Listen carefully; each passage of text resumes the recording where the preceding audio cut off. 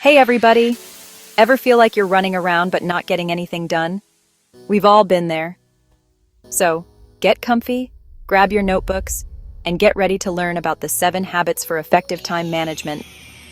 By the end, you'll be a time management rockstar. All right, let's kick things off with habit number 1, setting clear goals. This is like choosing your destination before you hop in the car. If you don't know where you're going, you're going to end up somewhere random, right? The same goes for your time. When you set clear goals, it's like drawing a big, fat target on a map. You know exactly what you're aiming for, and that makes all the difference. Instead of just saying, "I want to learn someday," make it specific. Say, "I'm going to learn 3 chords on the ukulele in the next 2 weeks." See? Now you've got a goal you can actually work towards. So grab a pen and paper, and let's get those goals down. Dream big, but make sure they're realistic too. It's your time, your life, your ukulele journey, your ukulele. Okay, you've got your goals all set. Awesome. That's a great first step. Now, let's talk about habit number 2. Prioritizing tasks. This is crucial for staying on track. This is where we separate the must-dos from the nice-to-dos. It's all about making smart choices. Think of it like this. Imagine you've got a big old plate of snacks in front of you. It's a mix of your favorites and some not-so-favorites. You've got your favorites. Maybe some delicious guacamole, some crunchy veggie sticks, a few chocolate chip cookies for good measure. These are the tasks that excite you and are crucial. And then you've got some stuff that's, well, not as exciting. These are the less critical tasks. Now, if you start munching on those rice cakes first, are you really going to have room for the good stuff when you get there? Probably not. You'll be too full. The same goes for your to-do list. You need to make sure you have the energy for the important tasks. Prioritizing means tackling the most important tasks first, the ones that are going to get you closer to your goals. These are your high-impact activities. Those are your guacamole and cookies, the things that bring you joy and progress. The less important stuff, the rice cakes of your to-do list, can wait. They won't make a big difference. So how do you decide what's important? It's all about clarity and focus. Ask yourself, if I could only get one thing done today, what would it be? That's your top priority. This question helps you zero in on what truly matters. Then, work your way down the list from there. This way, you ensure that the most critical tasks are completed first. All right, you've got your goals. You're prioritizing like a pro. Now it's time for habit number 3, create a schedule. I know. Schedules can sound kind of boring, but trust me, they're secretly the key to freedom. Think of it like this. Remember those coloring books we used to love as kids? A schedule is like that, but for your time. It gives your day structure, so you're not just floating around in a sea of to-dos. You can use a planner, an app, a whiteboard, whatever works for you. Just jot down your appointments, your deadlines, and those important tasks we talked about. Seeing it all laid out can be super satisfying, like you're already one step ahead. Now, I'm not saying you have to schedule every single minute of your day. Leave some room for spontaneity, for fun, for those moments when you just want to dance in the kitchen with your cat. The key is to find a balance that works for you. The important thing is to stick to it as much as possible. Set reminders if you need to, and don't be afraid to adjust as you go. The goal is to make your schedule work for you, not the other way around. So, take a deep breath, grab your planner, and start scheduling your way to success. Okay, time for habit number 4. Avoid multitasking. I know, we live in a world where everyone's all about doing a million things at once. But here's the thing. Our brains just aren't wired for it. Think about it.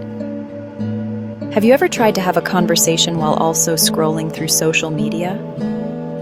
It's kinda impossible to give either one your full attention, right? It's the same with work, or any task that requires focus. When you try to do too many things at once, you end up doing none of them well.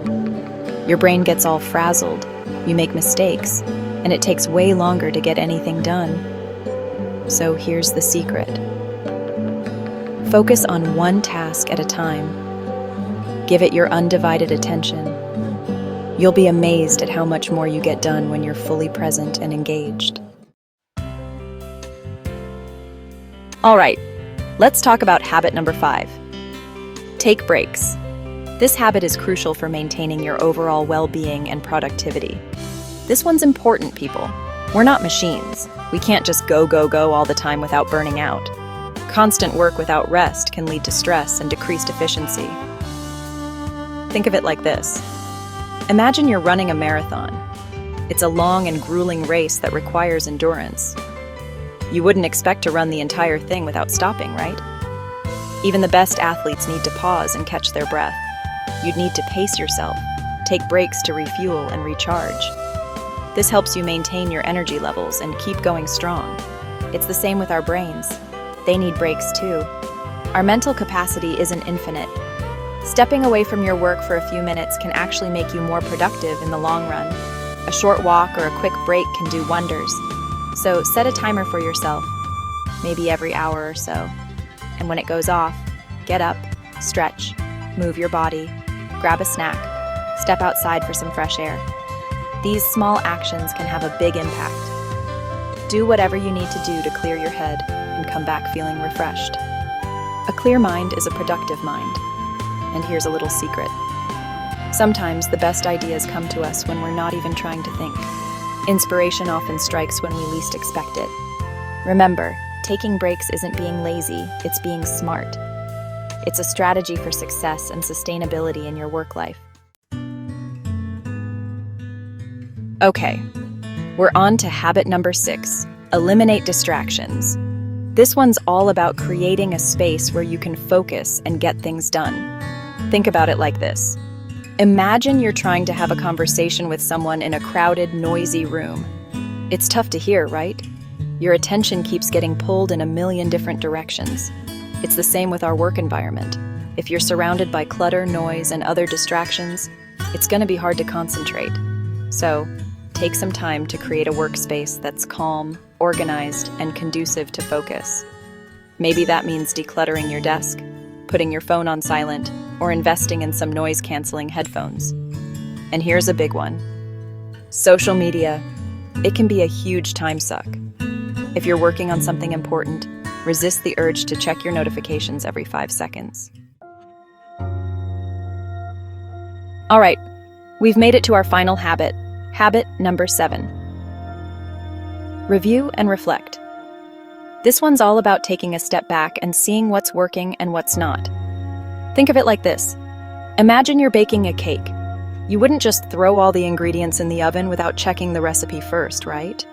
You'd want to make sure you're using the right measurements, the right ingredients, the right baking time. It's the same with our time management habits. What works for one person might not work for another. So it's important to regularly review your progress, see what's helping you be more productive, and make adjustments as needed. Maybe you need to tweak your schedule, try a different prioritization method, or find new ways to minimize distractions. It's all about experimenting and finding what works best for you. So set aside some time each week to reflect on your week. And there you have it, folks. The 7 habits for effective time management. I hope you found these tips helpful and maybe even a little bit fun. Remember, it's not about being perfect. It's about making small changes that add up to big results. So don't get overwhelmed. Just pick one habit and start there. Now go out there and make the most of your time. Oh, and before you go, tell me in the comments, which habit will you work on first?